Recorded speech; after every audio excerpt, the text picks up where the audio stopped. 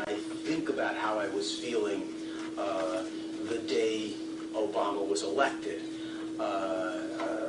And I'm not going to make any bones about being partisan when it comes to politics, because I am very partisan, so I'm not even going to try to walk down any unbiased road, because I won't be able to do that.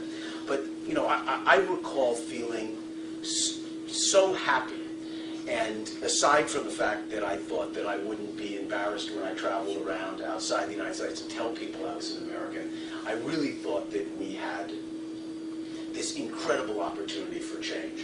And I must say, you know, it hasn't been a year yet. And it's not that today I feel cynical about what his administration has done. It just has become incredibly clear to me that the change that we need is not going to happen because of him or his administration. That he will move things in the right direction, and he's doing that. But the fundamental systemic changes that we need to bring about to have a more just and equitable economy are not going to happen because we have a new administration in the White House. We need a far broader coalition than that to make these changes happen. And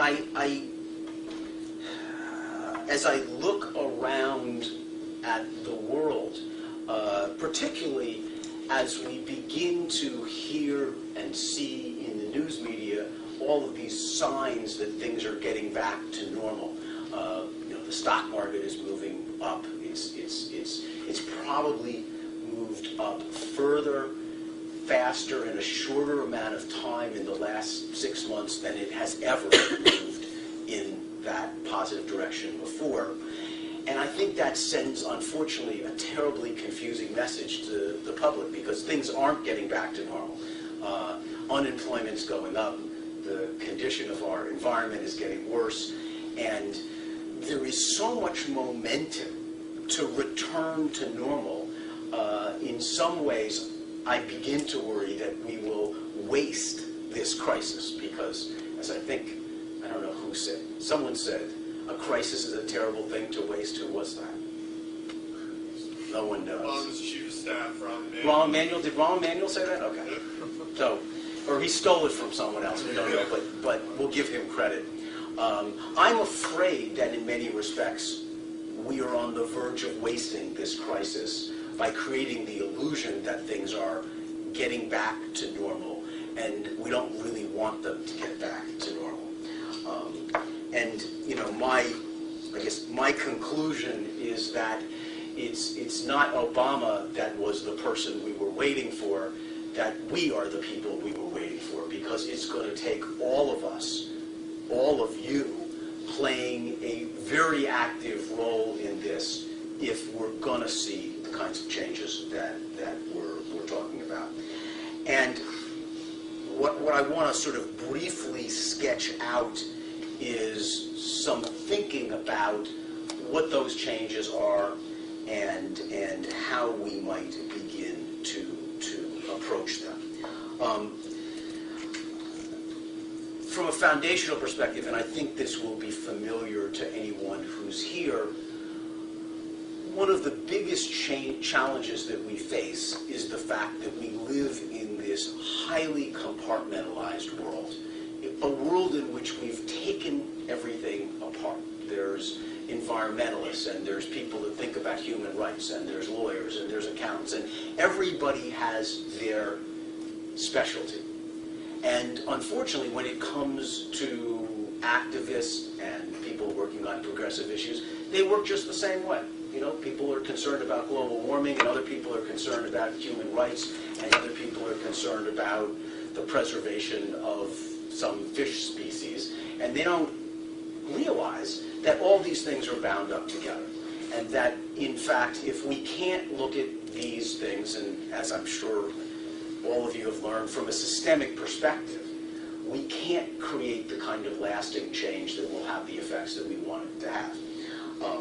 And in some respects, one of the biggest challenges we face is the challenge of bringing people together so that they can see how that without working together, they won't fix their particular issue.